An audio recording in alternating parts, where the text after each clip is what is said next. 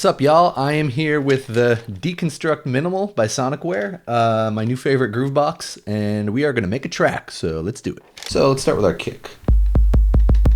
Let's turn the volume up a bit here. This track is a synthesized kick, track 1, so we can go through some of our presets. Whoops.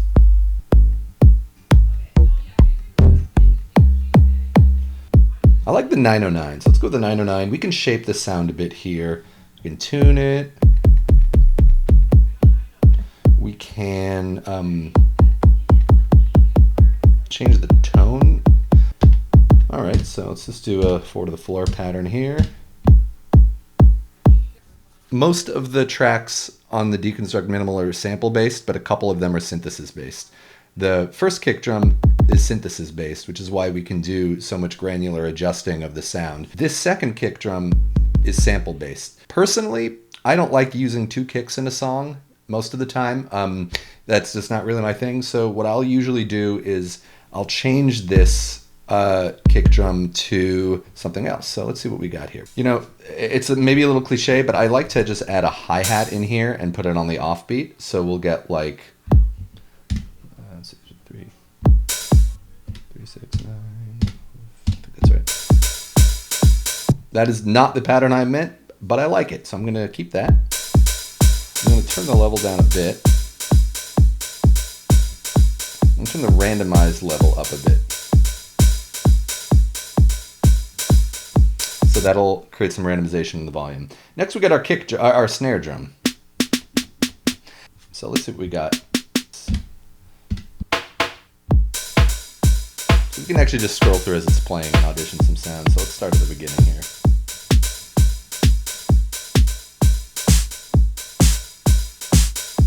That kind of works, but let's see what else we got. Yeah, that would work.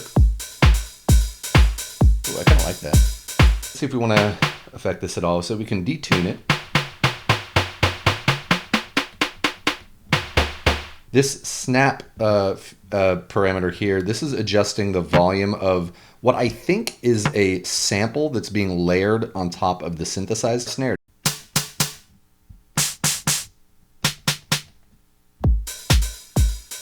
I like that. Obviously this will just do just fine as a pattern, but if we want to shake it up a little bit, what we can do, function drum. You hit whichever drum you want to change. That's the snare drum. Then you go to note, and you can change the speed at which it plays through the pattern. So check out what I'm going to do. I'm going to do it at half speed here. Now, obviously, that messes up the pattern. That's not what we want. So instead, we're going to do this. Whoops.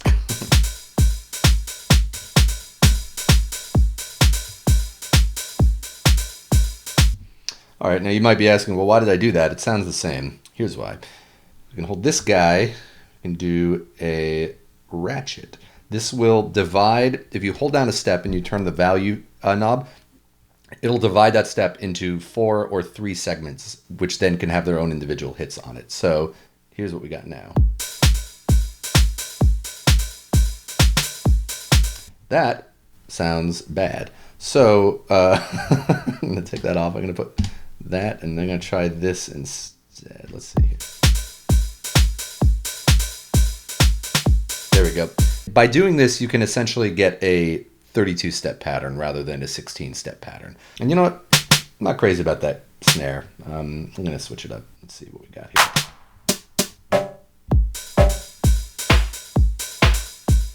I like this, but I want to shorten the decay a bit. Okay, cool. Now we got a clap. This default, there's a couple of clap samples in here. I like the second one. There's a lot of good ones. Let's do this. Let's see what we got here. Now that's kind of a long clap. I've got an idea here. Let me see if this sounds good.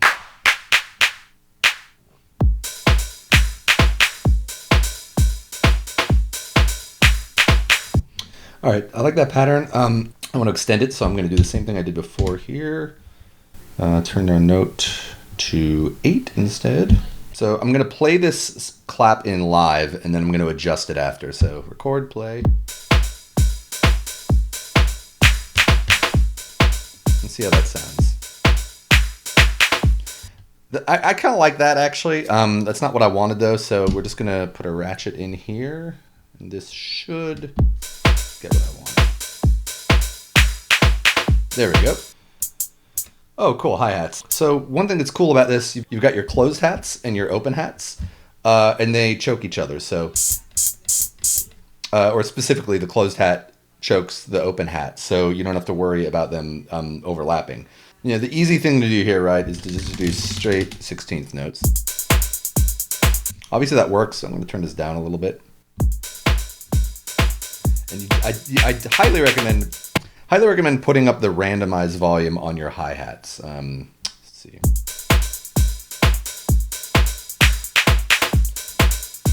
And you know, I kind of like that. So let's just do that, and then we're just going to improvise some open hat patterns.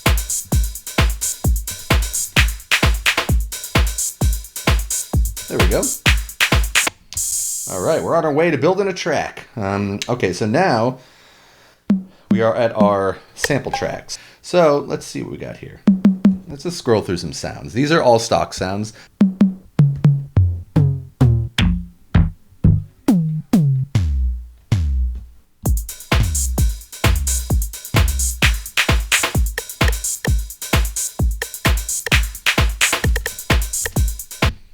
One thing I find that's helpful when writing your drum parts is to kind of listen to like rhythmic motifs and themes that are emerging, and then try to play off of them with each additional drum hit that you have. It gives your track a sense of cohesion. So let's see what we got here. I'm just going to listen to what I've made so far.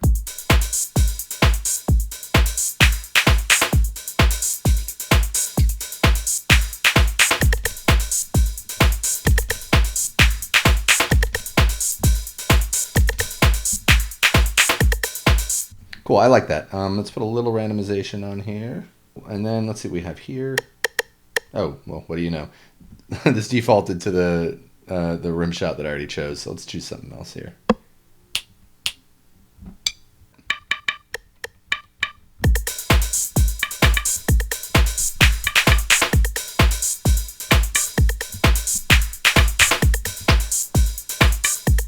I'm going to automate a delay throw, so this last hit will go to the delay.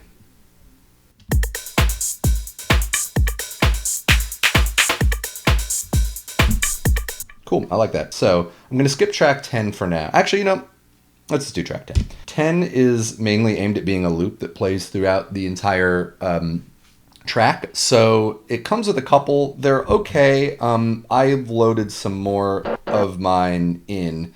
Of my own samples in. So let's see what we got here.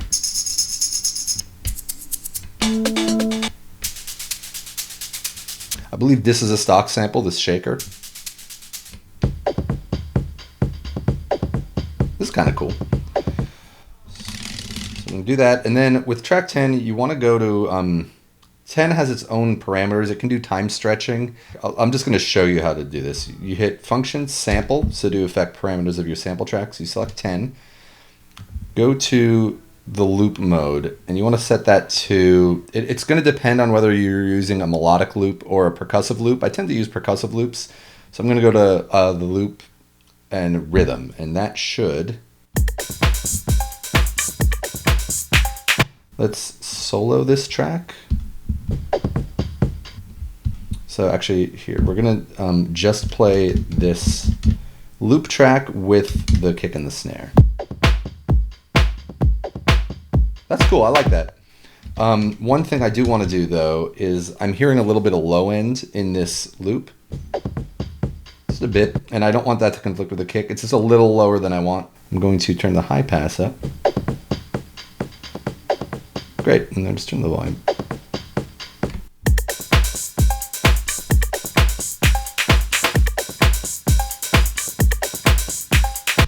This is cool. We've got a good track going. I'm going to save this pattern, function pattern. Okay, and now let's go to our bass line. I'm going to go to keyboard mode. So you can obviously play a pattern in real time if you want. A little side note, with acid house, one of the kind of foundations of that genre is to have one 16-bar pattern repeating in a way that would be monotonous, except you're adjusting the parameters of the synth as it plays. So you get these cool variations on a theme. It's like you're going deep into this melodic pattern and seeing what else you can find in it by changing what the sound of that synth patch is like. So anyway, what I like to do, I'm just going to randomly hit some notes as this is playing until I get something cool. So let's do it.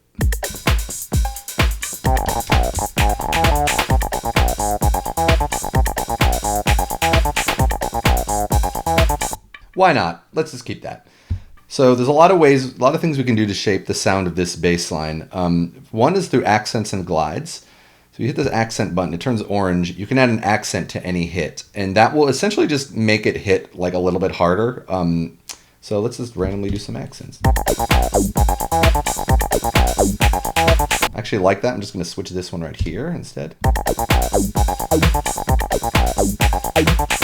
That's really cool. I'm going to save this. If you hit this twice, you go into glide mode and it's green. If you hit a note and it turns green, that means the note before is gonna slide into that one. So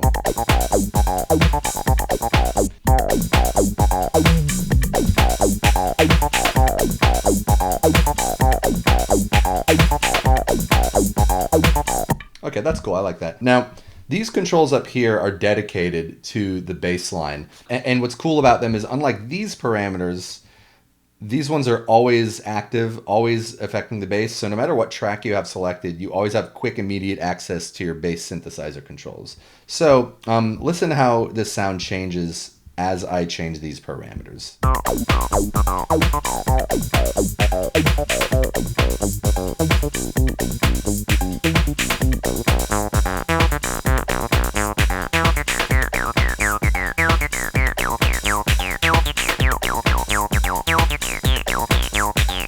So we're getting that classic acid house sound. We have not, however, turned on the overdrive yet.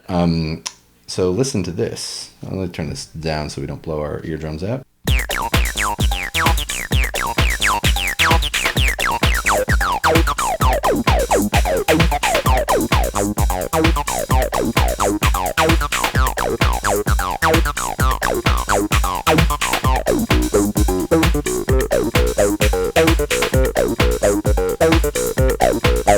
Okay, cool. So this is the basics of a track right here.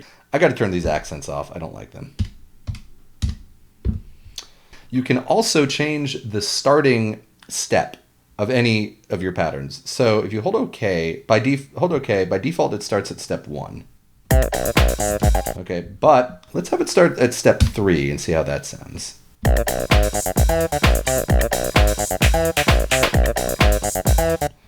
It's different, you can mess around with this. I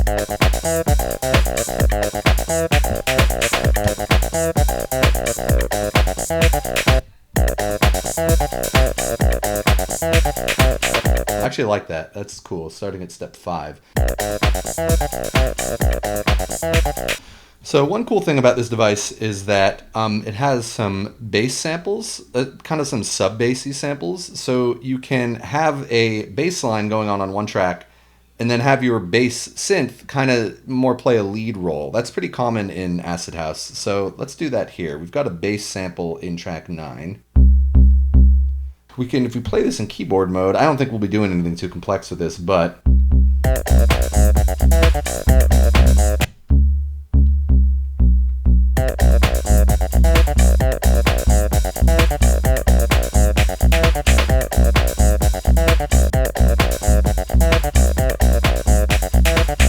all right, so that's the basics of our track, but let's spruce it up a little bit. See if we can make it, give it some more space, a little room to breathe. Okay, I'm going to go to our bass line. I'm going to dial in the delay and see how it sounds.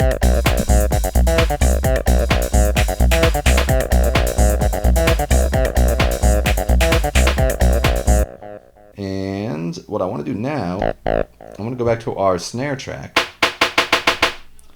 And I want to add some reverb on this hit right here. So I'm going to hold that, twist reverb.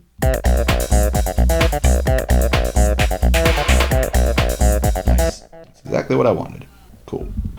We're already getting a little more space.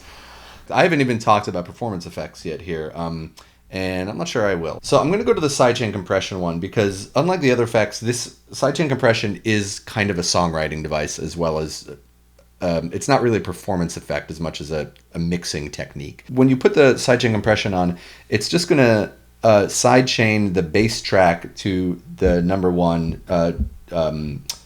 kick drum. Here's what it sounds like without it. Here's what it sounds like with it.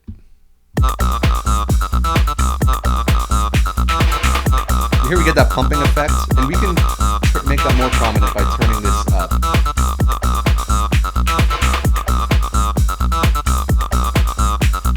So you can see it really gives it its own feel. I think this works both ways, this particular track. I think it works with the sidechaining or with not, but I think I have a slight preference for it on, so I'm going to turn it on and just keep it on. Now I'm going to go to the bass line, and I'm going to do some automation on the bass controls. I'm just going to twist these knobs randomly as I'm playing. Again, that's sort of, you're sensing a theme here with the Deconstruct Minimal. A lot of it is about happy accidents and discovering sounds as much as intentionally creating them. So yeah, let's see what we come up with.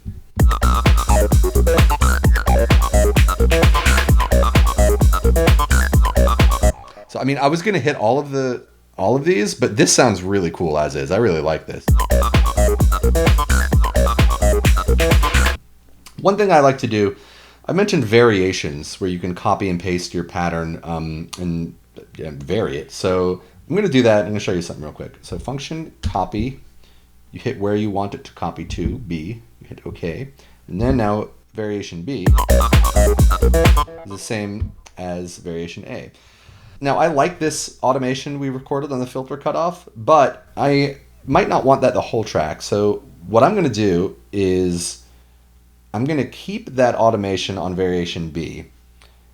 And then on variation A, I'm going to clear it. And if you want to get rid of automation that you've recorded, you just hold clear and you'll see the green notes are the ones with automation. Just get rid of those. So now A is, that's our basic one. And you can still affect this in real time, right?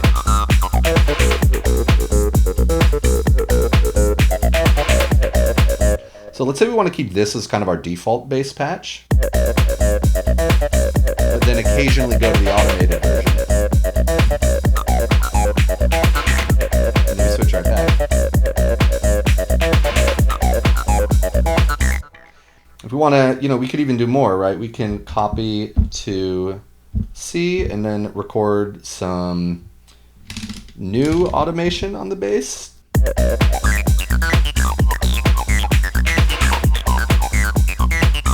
Let's record some of these other parameters as well.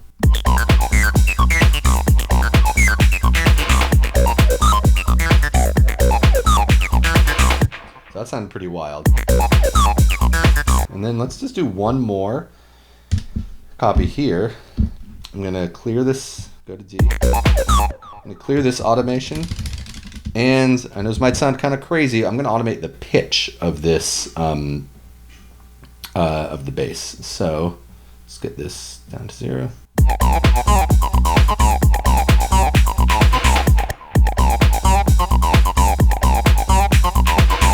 So that obviously sounds really wonky. Let's go even further with this. Let's automate some delay throws on here.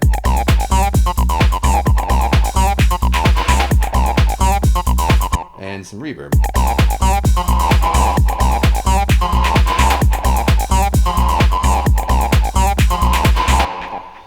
So if I was messing around with this pattern performing live, I would probably just be doing something like this.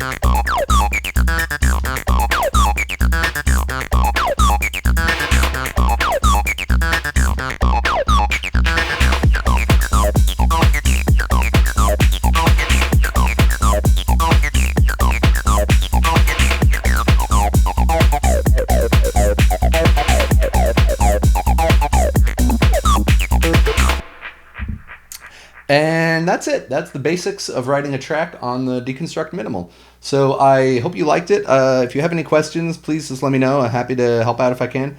And thank you so much for watching. Take care.